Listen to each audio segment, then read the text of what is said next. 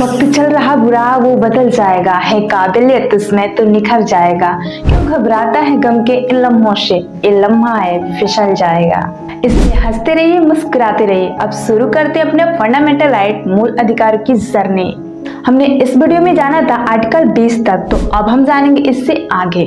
तो जानते हैं आर्टिकल 21 के बारे में। आर्टिकल 21 में प्राण एवं दैहिक स्वतंत्रता, लाइफ एंड लिबर्टी के बारे में बताया गया है। अनुच्छेद 21 एक बहुत ही महत्वपूर्ण मौलिक अधिकार है। यह अधिकार हर व्यक्ति को प्राप्त है, चाहे वह भारतीय हो या फिर विदेशी। यह अनुच्छेद हर व्यक्ति को जीवन और व्यक्तिगत स्वतंत्रता प्रदान करता है। यह अनुच्छेद कहता है कि किसी भी व्यक्ति को कानून द्वारा स्थापित प्रक्रिया के अनुसार ही उसके जीवन या व्यक्तिगत स्वतंत्रता से वंचित किया जाएगा, अन्यथा नहीं। इसी अनुच्छेद में 2002 में एक नया खंड जोड़ा गया, जो है अनुच्छेद 21 का क। इसमें कहा गया है कि राज्य 6 से 14 वर्ष के बच्चे को निःशुल्क शिक्षा प्रदान करेगी।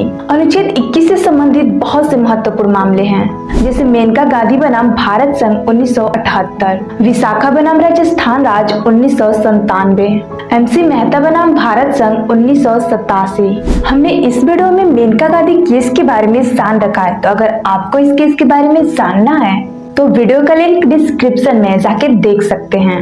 तो अब जानते हैं Vishakha versus state of Rajasthan case के बारे में।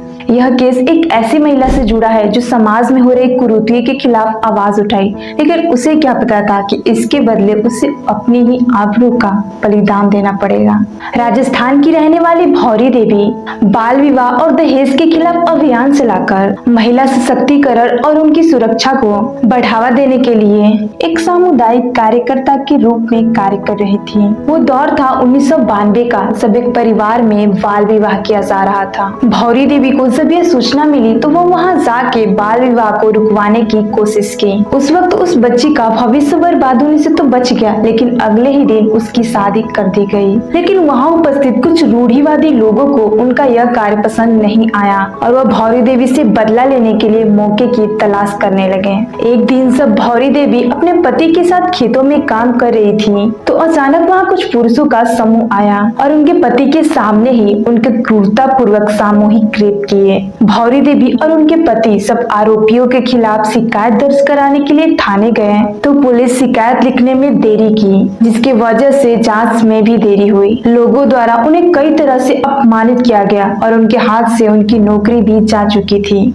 भौरी देवी और उनके पति सब आरोपियों के खिलाफ शिकायत दर्ज कराने के लिए थाने गए, तो पुलिस शिकायत लिखने में देरी की, जिसके वजह से जांच में भी देरी हुई। लोगों द्वारा उन्हें कई तरह से अपमानित किया गया और उनके हाथ से उनकी नौकरी भी जा चुकी थी, लेकिन फिर भी वह बहादुर महिला उन दोषियों को सजा दिलाने के लिए अडिग रही। हमारे देश का सिस्टम कितना खराब है, आप इसी बात से अंदाजा लगा सकते हैं कि मेडिकल जांच में 52 घंटे की देरी हुई और जब जांच की रिपोर्ट आई तो उसमें कहीं भी बलात्कार का उल्लेख नहीं किया गया, बल्कि उसमें उनकी उम्र के बारे में बताया गया।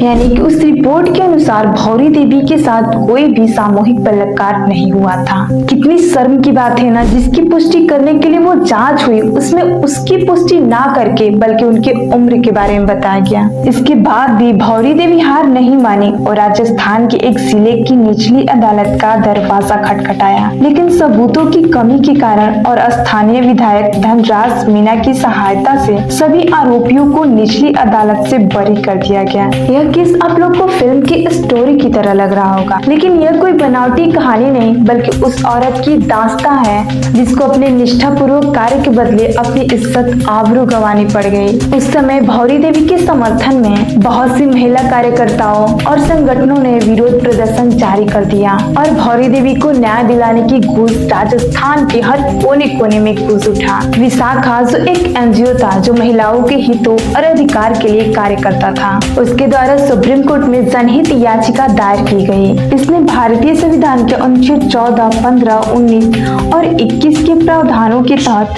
कार्य कर रही महिलाओं के मौलिक अधिकारों के लिए आवाज उठाई और साथ ही कार्य कर रही वो महिलाएं जो उत्पीड़न का शिकार हो जाती हैं, उनकी सुरक्षा का मुद्दा भी उठाया गया और कानून बनाने की मांग की गई। इसके बाद 4 जजों की पीठ बैठी, जिसमें मुख्य न्यायाधीश JS वर्मा, न्यायमूर्ति सुजाता, V मनोहर और न्यायमूर्ति VN कृपाल शामिल थे। 13 अगस्त 1997 को सुप्रीम कोर्ट का निर्णय आया। सुप्रीम कोर्ट ने पाया कि यौन उत्पीड़न संविधान के अनुच्छेद 14, 19, 21 का गंभीर उल्लंघन है। साथ ही यह भी कहा कि महिलाओं को कार्यस्थल पर यौन उत्पीड़न से बचने के लिए मौलिक अधिकार प्राप्त है। सर्वोच्च न्यायालय ने कार्यस्थल पर हो रहे यौन उत्पीड़न के खतरे से निपटने के लिए दिशा निर्देश भी जारी किया। इसके बाद ही कार्यस्थल पर महिलाओं के यौन उत्पीड़न को रोकने के लिए रोकथाम निषेध निवारक अधिनियम 2013 पारित किया गया। महिलाओं की सुरक्षा के लिए कितने ही कानून बनाए गए हैं, लेकिन क्या वास्तव में आज भी महिलाएं सुरक्षित हैं?